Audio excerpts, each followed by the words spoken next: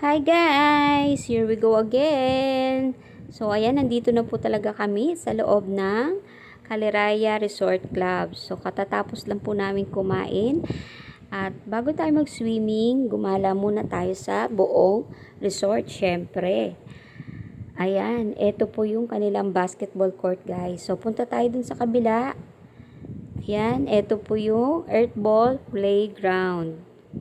Ayan, ang laki ng bola nila guys. So mabubuhat mo lang yung bolang yan kapag marami ang magbubuhat. So, doon naman tayo sa kabila guys. Ayan, tara. Ayan, ito po ang kanilang floating playground. So, yung white na yon na nasa gitna, iyon yung slide and fly. Ayan, lilipad ka talaga pagka nag-slide ka dyan, ano? At doon ang bagsak mo sa swimming pool. So guys, tara, hindi tayo pwede dyan. Kasi ang sabi nung nagbabantay, 20 feet daw yung lalim nung swimming pool. So yung mga height namin ay hindi pwede. Kaya rejected tayo dyan guys, lalo na yung ating kasamang bulilit. Ayan, tara, sa iba tayo pumunta. So ayan, ito yung earth ball. Super laki talaga yung bola. Tamang-tama to sa mga malalaking grupo. Ayan, itong gusto ko mag-exercise. So, try natin guys. Ayan, swing your legs left and right. Ayan, ang saya. So, kung araw-araw ka talagang mag-exercise ng ganito, no? Yung target niya talaga ay yung hips mo at yung legs. So, mawawala yung fats natin sa mga legs pag ganito araw-araw.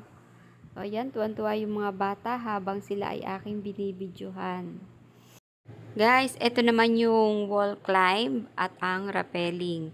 Sobrang taas niya guys. So, minsan na-try ko na dyan. So, hindi kinaya ng aking powers. So, guys, ayan, diretso tayo sa taas. Ayan, tingnan natin kung ano pa ang mga attractions at mga rides na pwedeng sakyan ng mga bata. Ayan. So, kung napapansin nyo po guys, walang masyadong tao.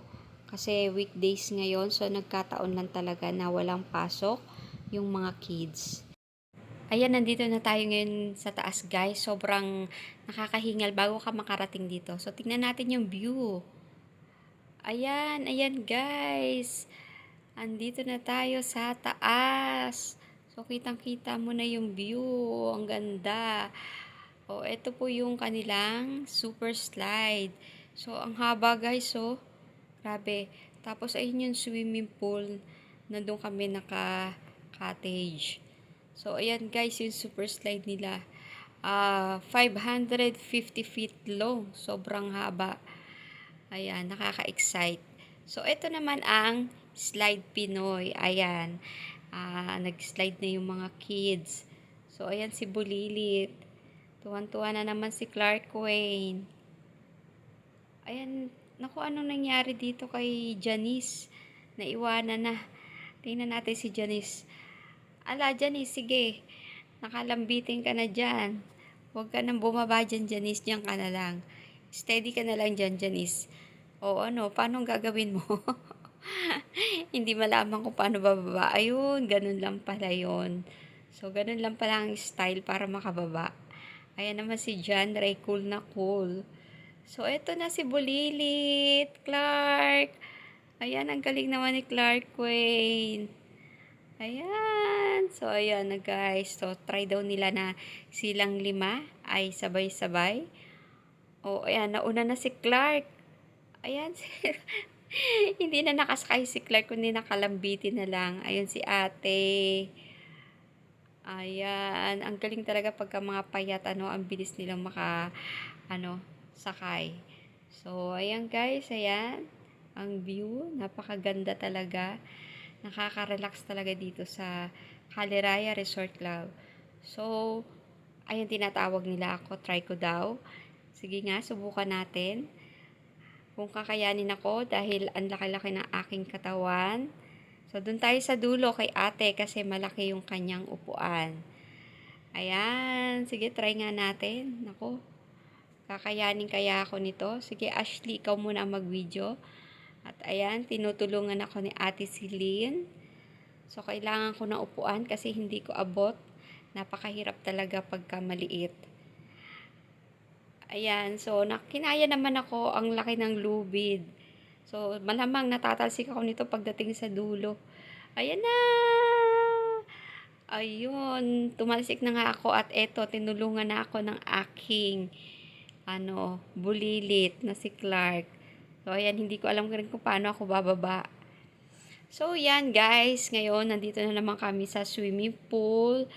So, ayan, dahil sobrang init, nagpalamig muna sila bago natin ituloy yung paggala. So, ayan guys, 10 feet and 12 feet, sobrang lalim.